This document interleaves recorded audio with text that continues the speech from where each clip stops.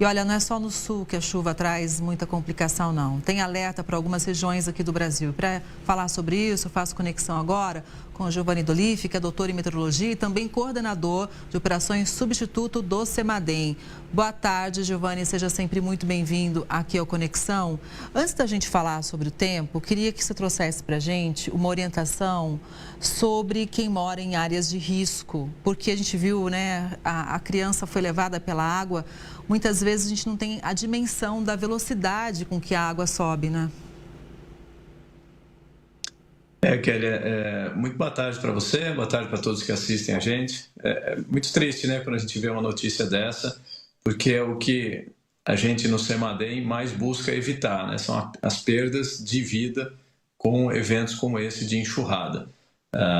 É importante que as pessoas procurem informações com a Defesa Civil bem antes, né, da chuva acontecer. A Defesa Civil tem esses mapeamentos das áreas de risco, então a primeira coisa é saber se você mora numa área de risco e saber como receber as informações de um risco alto e, com essa informação de risco, o que fazer, né? Para onde ir, quais são as regiões da cidade que a Defesa Civil orienta as pessoas a se deslocarem para não ficarem nas áreas de risco. Agora, Giovanni, o que a gente pode trazer, então, de alerta, principalmente para hoje e o fim de semana? Olha, ali para o Paraná, onde a gente teve essa notícia da morte da menina, o tempo está melhorando, né? Quer dizer, tem uma boa notícia para lá. Em Santa Catarina também, onde tivemos grandes volumes de chuva, o tempo já está melhorando. Essa frente fria que passou por lá agora está chegando no sudeste. Então, a preocupação agora está no sudeste, estado de São Paulo. Nesse momento, a gente tem chuva também no estado de Minas Gerais, no Rio de Janeiro. As áreas de maior preocupação são a região metropolitana de São Paulo, onde ainda pode chover forte agora à tarde. Região de Sorocaba, nesse momento, está com alguma chuva forte. Região de Campinas, Piracicaba. E ao longo da tarde e noite, essas áreas de chuva, que são chuvas bastante intensas. Diferente daquelas tempestades de algumas semanas atrás, que eram mais vento forte, agora o vento não deve ser o pior problema, agora são os volumes de chuva. A gente está com a atmosfera muito encharcada de umidade. Eu faço uma analogia com uma toalha molhada, né? A atmosfera agora está como se fosse uma toalha encharcada. Quando chega a frente fria, ela dá uma torcida na atmosfera, como se torcesse essa toalha, despejando grandes volumes de chuva. Então, hoje, estado de São Paulo, sul de Minas, começando no Rio, e amanhã dá uma melhorada no estado de São Paulo, e aí a preocupação maior vai para o Rio de Janeiro, para Minas Gerais, e entre sábado e domingo, também no Espírito Santo, podemos ter chuvas fortes. Giovanni, e o tal do ciclone bomba, ele deve acontecer em alguma região? Tem previsão em relação a isso? Ele já se formou, Kelly, está no oceano, nesse momento, agora há pouco, eu até medi a distância do centro dele até o continente, são 700 quilômetros, então o centro dele está longe, e ele já está com um deslocamento de ir se afastando do continente. Os ventos mais fortes a gente observou no estado de Santa Catarina, ali no litoral de Santa Catarina, o aeroporto de Florianópolis registrou 60 quilômetros por hora. Então não tivemos velocidades de vento muito grandes e a tendência, nas próximas horas ainda vai ficar ventando um pouco ali em Santa Catarina, mas até o final do dia, com o afastamento do ciclone, esse vento já começa a diminuir.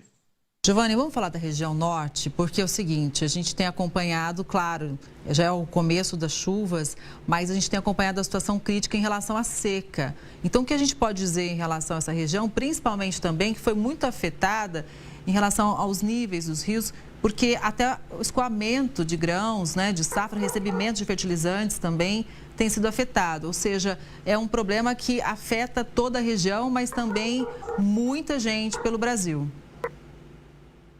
Sim, afeta a logística, né? No norte, as estradas são os rios, né? E uma parte do escoamento da produção, Mato Grosso, ali do centro-oeste, vai por meio dos rios, né? Então, isso afeta não só a região norte, mas afeta a economia do Brasil, né?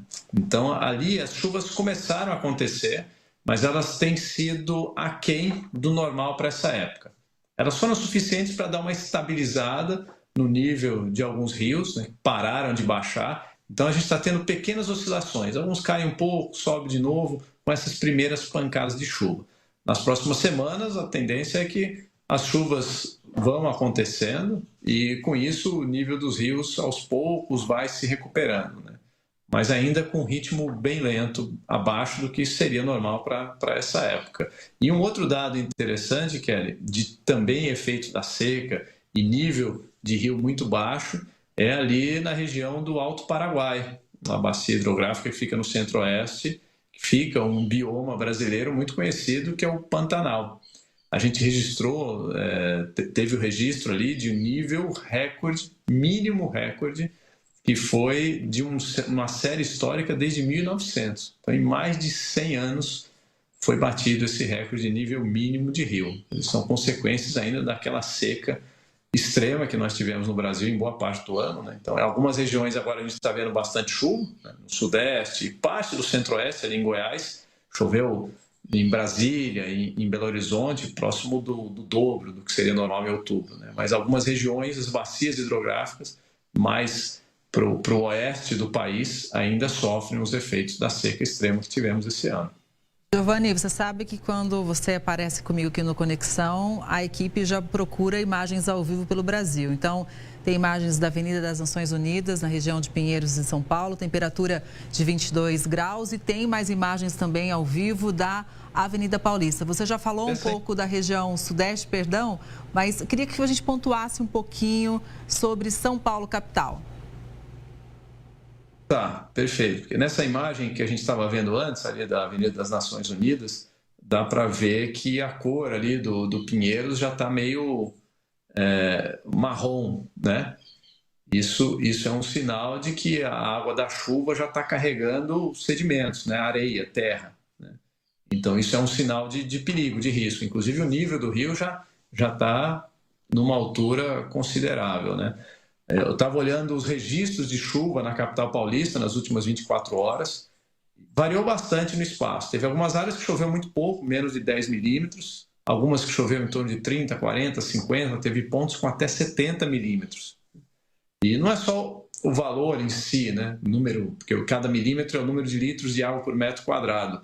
Mas em boa parte da região metropolitana a gente teve chuva, né? Então toda essa água vai aos poucos escoando em direção aos principais rios, córregos, que têm o seu nível em elevação, né? Então boa parte da chuva já aconteceu, mas agora à tarde ainda pode ter alguma pancada de chuva, ainda que rápida, não acumulando tanto, mas córregos menores e alguns pontos da cidade podem ter alagamentos nessa tarde com as pancadas de chuva. Então essa tarde ainda é um período de bastante cuidado, bastante atenção na cidade de São Paulo.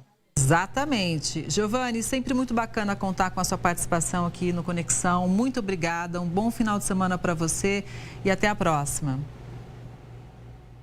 Obrigado, Kelly. Excelente final de semana para você também e para todo mundo que está assistindo a gente. Até a próxima. Até.